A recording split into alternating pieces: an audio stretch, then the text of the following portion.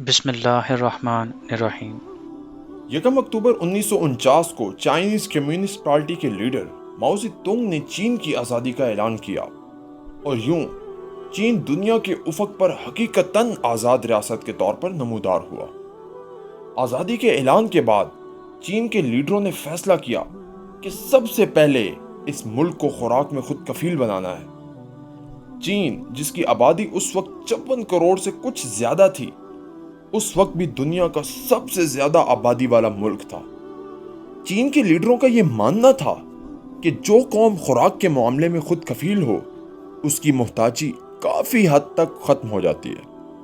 پھر اس فیصلے پر عمل کرنے کا وقت شروع ہوا اور 1950 میں اس پر عمل شروع کر دیا گیا، یعنی 1 سال سے بھی کم وقت میں عملی کام شروع کر دیا گیا اور سب سے پہلے ڈیم بنانے کا فیصلہ کیا گیا۔ آپ سن کر حیران ہوں گے کہ 1950 سے 2022 تک چائنا کے مکمل ڈیمز کی تعداد 22,000 سے زیادہ ہے، یعنی 72 سالوں میں ہر سال ڈیمز بنانے کی اوسط 300 سے اوپر تک بنتی ہے۔ اور اس میں سے ایک ڈیم تھری گارجز ڈیم ہے، جو اب تک دنیا کا سب سے بڑا ڈیم ہے اور اس کی ٹوٹل پیداوار 22,500 میگا واٹ ہے۔ دوستو، یہ چھوٹی سی تفصیل بتانے کا مقصد کسی بھی قوم کی وہ صلاحیت دیکھنا ہے جو وہ مخلص ہو کر اپنے بندوں کے لیے کرتی ہے۔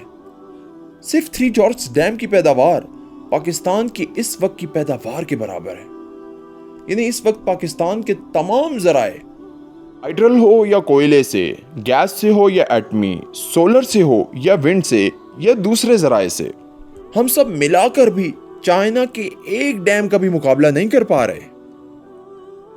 اور نتیجہ یہ کہ حکمران خوشحال اور عوام بے حال ہو چکے ہیں۔ مہنگائی کی تباہ کاریاں جاری ہیں، روز روز لوگوں کے لیے قیامت خیز خبروں کا سلسلہ جاری ہے۔ یہاں تک کہ وزیر خزانہ کہہ رہے ہیں کہ ایسی مہنگائی ہو سکتی ہے کہ اللہ معاف کرے۔ اور میں یہ شعر کہنا چاہتا ہوں، کرسی ہے یہ تمہارا جنازہ تو نہیں ہے، کچھ کر نہیں سکتے تو اتر کیوں نہیں جاتے۔ مگر دولت اور عہدے کی ہوس انسان کو دیوانہ بنا دیتی ہے۔ وہ بھول جاتا ہے کہ اسے اپنے ایک رب کے سامنے بھی کھڑے ہونا ہے، کیونکہ اگر انہیں عوام کا احساس ہو تو غربت پہلے ان کے گھروں میں آئے۔ مگر یہ تو ہمارا مقدر ہے۔ دوستو، جب ماؤ زے تونگ جب مارچ کر رہا تھا تو اس نے دیکھا کہ اکثر لوگوں نے جوتے نہیں پہن رکھے۔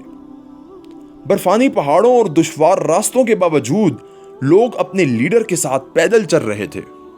تو ماؤ زے تونگ نے اپنے جوتے اتارے اور پھینک دیے۔ کسی نے کہا کہ آپ جوتے نہ اتاریں، تو ماؤ زے تونگ نے کہا کہ جب میرے لوگ ننگے پاؤں ہیں تو میں جوتے کیسے پہن سکتا ہوں۔ جب لیڈر عوامی ہوتا ہے تو زندگی بھی عوامی گزارتا ہے، یہ نہیں کہ لیڈر محلوں اور جہازوں میں زندگی گزاریں اور عوام کو قربانی کا مشورہ دیں۔